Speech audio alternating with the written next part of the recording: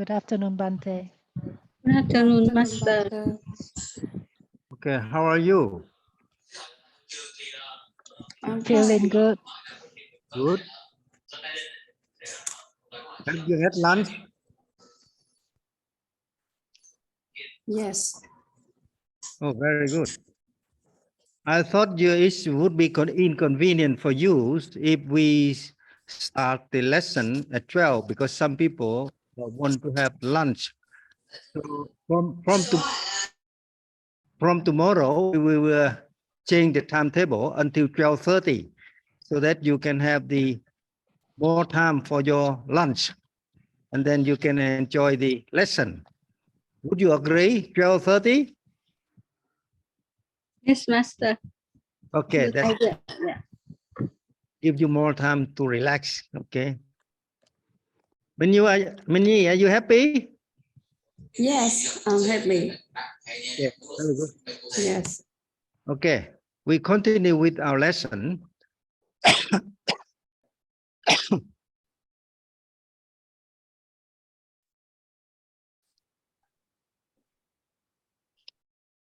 What did we study yesterday?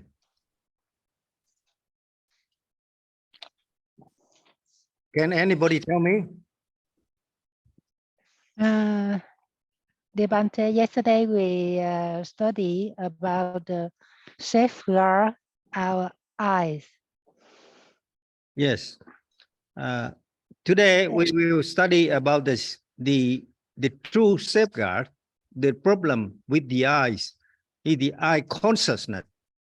It's not the eyes causing the problem of the samsara, but the eye consciousness causing the problem of the samsara. When you see something, the five aggregate immediately interact with each other, and immediately it translates all the vibration from the image or the wave of the light into the meaningful and acceptable to our neuron system, our consciousness.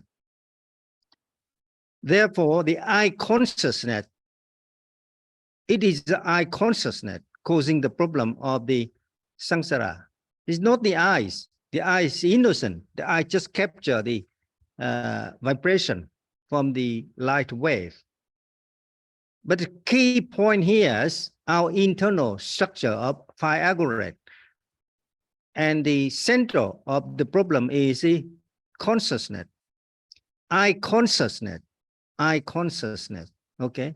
When we see, we tend to interpret the matter according to our consciousness, which including culture, education, gender preferences, social interaction, upbringing, family style, religion, belief, all sorts of things in our mind. So what we see is not actually what we know, because we tend to interpret what we see in a different angle, different perspective, because we are influenced day by day, minute by minute by our environmental living and our habit. So both internal and external factor influence each other, causing the consciousness. And pick up the one example, which is the eye. The eye is innocent because the eye is only like camera. It just captures the image. In our case, the eye is not capturing not only the image, but also the vibration. You know already, the eyes can distinguish three colors, green, blue, and red. And the mixture of three colors create a million different kinds of color. The color means nothing to our consciousness, but our eye consciousness actually interpret the vibration in a different way. The same matter will be interpreted differently from the morning until afternoon. I can give you one example. The same bread, a loaf of bread or orange juice. I give you orange juice. If you drink orange juice in the morning, you feel fresh. You feel you get more energy. You feel lovely. And if your husband quarrel and you would forgive him because you just had the good orange juice, good glass of orange juice. However, in the evening, you are fed up, you are tired all the day long. You work, you do many things. You get tired. And the glass of orange juice wouldn't do the justice. That's the problem, you see. And if there is some conflict, family conflict arise due to the disagreement or misunderstanding between the partner, the possibility of anger is arising quicker than the morning. So the same matter will be treated differently depending on the time, space, the temperature, the weather, the circumstances. Say if you and your husband disagree something in a market when you want to buy something and your husband doesn't want you to buy it, you just keep silent. You talk nicely to the husband. But at home, no. If he talk, you want to buy the a fridge, and he just want to buy the computer, and both can argue strongly. You know, you try to protect your point, and you raise your voice. But you tend to act the same matter in different way in the market, in the public. So the environment actually have some input in your consciousness. You always aware of where you are, what you say, and how you do it within the cultural context. So the consciousness actually dictates our behavior. So what we see is only our eyes. Eye is just the camera. It's an instrument to capture the vibration from external resources. But our eye consciousness actually interpret the picture, the image, to make sense. And to make sense the image, it requires all the 5 aggregate to interact. You cannot have one. The eye cannot hear. You see, the eye consciousness cannot hear, cannot interpret the vision. The ear cannot see. The ear only can hear the sound and interpret the sound. So you need to put everything together, the sound, the smell, the taste, the color, so that you make sense of the matter which you are confronting. So the problem here is eye consciousness. Now, when we talk about the consciousness, it comes up to the not just the 5 aggregate interaction, but also the time frame, the past, present, and the future. You see, in our eye consciousness, we always have some image, historical image already.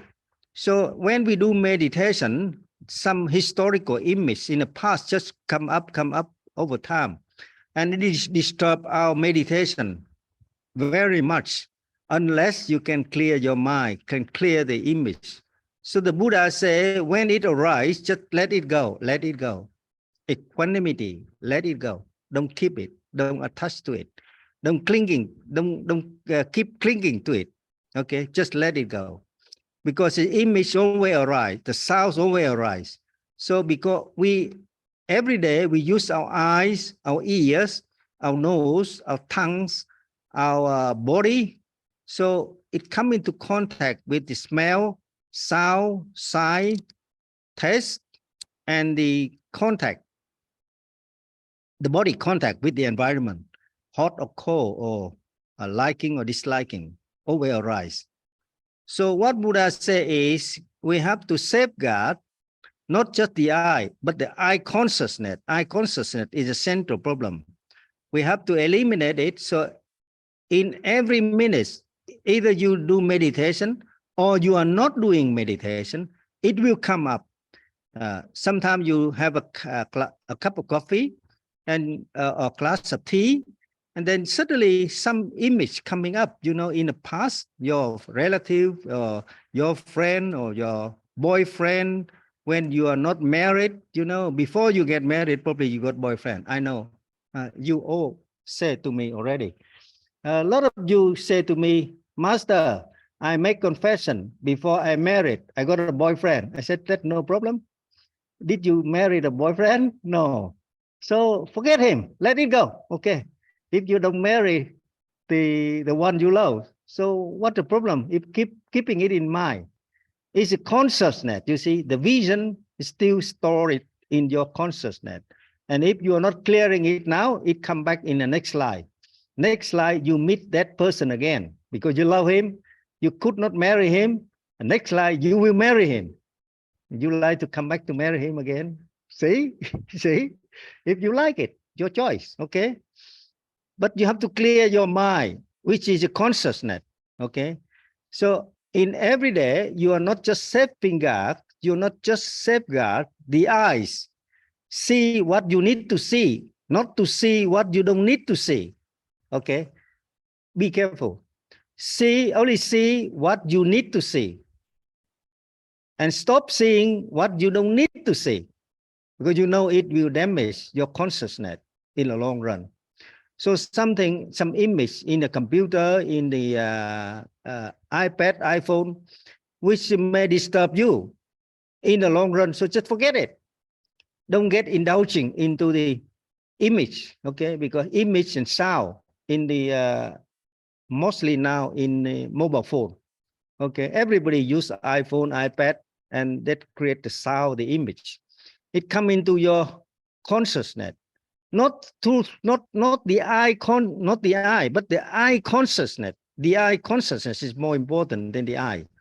The eye consciousness we dictate what you will go, what you will be, where you will go after you die, because it's storage in your Gandhaba. Okay, so better. Now you have to apply the principle. One, I'm not going to see the thing unnecessary for me. Number two, I only see the thing is necessary for me. And you have a choice. That called selective wisdom. Okay, you know which one is good for you. If they advertise some beauty product, and now you are submit yourself to the Buddha. And one of the precepts, every day you say, don't use the fragrance, don't use the cosmetic, don't use the luxury item. And then you just forget about that. Don't look at that picture, okay? If you look at that picture, the temptation will arise sooner or later, okay? So in clearing the consciousness, the first step, basic step is, one, I only see what is necessary. Number two, I will not see what is not necessary. Okay, any vision come up, you only see what you think necessary and beneficial for you. And the rest, just throw it away, let it go. And stop seeing many things, you know. Some people spending half an hour, keep searching the custom, searching the bag, searching the shoes. I know women like shoes. They buy too many shoes. Okay, some women, they have 200 shoes. They show me already. Hold the too many. I don't know how they use it. So maybe one day they wear one shoe. 200 shoes, 200 pair of shoes. So from now on, if you want to safeguard and clear your eye consciousness, you only see the thing you need to see, and it's beneficial for you. And you will not see the thing is not necessary and it's not beneficial for you. Okay? I think that's the first lesson today. Try to do it. And tomorrow I ask you, from now on until tomorrow, what you see and what you do with the image, and how you react selectively to the image you see. Because from now on until tomorrow, you got a million images everywhere. You go out on the street, you see the dog, the cat, Dog may be hungry, cat may be starving. You see the women selling lottery on the street. How do you feel? You want to capture the image. Immediately you arise the vidana. Vidana means a feeling about the matter. You go out on the street, you see a lady who's selling a lottery, and she's about 90 years old, very poor. She sells lottery in the market. The vision come to your eyes, and it's come to your eye consciousness. Your eye consciousness immediately interpret. You see, you feel suffering. You feel suffering. But the question here is a lady who selling the lottery suffering, or you are the one who suffer? See? She suffer or you suffer when you see the image. That's your choice, okay? I will ask you that same question tomorrow lesson. And from now on, try to observe everything around, image, the sound, internal house, domestic house, domestic things in the house like table, kitchen, everything. You have to observe it with mindfulness and how you feel about that. Maybe a fan, you usually cook the, you usually fry the egg. You do fry eggs by the fan. And today you observe it to see how good it is, or it's too bad, or you just dislike it. Yeah. And from today until tomorrow, I will ask you the question, how you observe the image around you and how your consciousness, eye consciousness, will help you to interpret, and how you selectively choose to see and choose not to see certain things. Okay. Can you stop the habit of keep looking at the computer, iPad, or iPhone unnecessarily? How many times you have a temptation, keep moving on, and your eyes searching for something on the mobile phone? Is it necessary or is it unnecessary? Okay, I will ask you tomorrow. And now I think that's enough for today. You have any question? No. You clear? Are you clear about what you have to do? Dear Master, I want to ask you a question. Yes, go ahead. It's about the sound, not the eye consciousness, but about the sound consciousness, ear consciousness. So Yes. yeah, in nearby my house, have a family. They kill the pig every day. I heard the sound from the pig. So from the 2:30, and I feel suffer for this animal. So how come I resolve this problem? So this Okay, that is external sound. It will disturb you because the sound. The only way is you transmit the metta, because they have the career to live. So we cannot stop them, but we can transmit the metta. So if they kill the animal at 2 o'clock, you wake up about 1:30, you sit meditation and you pray for them, okay? And you transmit the metta. May they be happy. May they be reborn in new life as human being. May they not be anger when they get killed. No revenge, and try to understand that the karma, they have to die so that they can be reborn. But if you can develop a strong metta, you can ask all the animal who die. Next slide, they become your disciple and you become venerable. Okay, you build up the big temple, and they will your disciple or the Buddhist member. Okay, they came from the animal who killed next door. But say if they conduct their business at 2 o'clock to kill the animal, so you wake up about 1:30 in the morning, you sit down for meditation, they pray for them. You pray for them, you transmit the metta. That's all you can do, okay? The metta will cover you up from the noise of the animal killing. And also it will release the suffering for the animal. So both get benefit. You get the benefit and the animal get the benefit too. Okay, but you have to develop strong metta.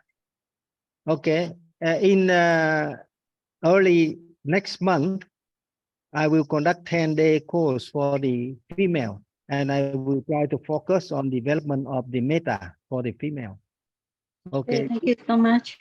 okay, that's all you can do because they have the career, they have to live, so they have to kill the animal. How many do they kill a day? You know, Two pig per day. 2 pig a day. Yeah. Oh, how is it? A small or big pig? Big one. Every day big two. Oh, geez. Yeah. Very bad. But they have the choice. They build up the karma. We cannot do anything. The only thing is you transmit the metta. You pray that they will be reborn as a human being, and you can make the promise. Okay, if you next life I become the venerable, I build up the big temple. When you die as a pig, next life you come back. You come back as a Buddhist member, a disciple. Okay, they will be Thank you your, so much. yeah, they will be your student. Okay, Winnie, you want the animal to be your student next life? You want to be a venerable? Can you hear me, Minnie? Can you speak again? I cannot catch you. Oh, okay. Okay, we stop here. No, if no more question. Okay, I hope you understand what you have to do. First, you have to stop the intrusion of the unnecessary image. Second, you have to eliminate existing image in your eye consciousness. Okay, that's a task. May all be happy. May all the merit cultivated through our learning of the true Dhamma will release us from the suffering, unnecessary suffering, unnecessary cycle of rebirth, just because of our ignorance of the nature of the I consciousness. And the only way we can do is stop the intrusion of the new image and eliminate the existing unnecessary image. May all the merit cultivated through this learning be shared to all beings. May they all be happy, be enlightened, and be loving to each other. Sadhu, sadhu, sadhu. Sadhu, sadhu, sadhu. Okay. So tomorrow we have the lesson 12:30. Would everybody agree? Yes. Okay. Okay. It's better for you because some people can have lunch. Okay. Have a good lunch now. Okay. Bye. Thank you, Bye. Bante. Thank Goodbye. you. Bye.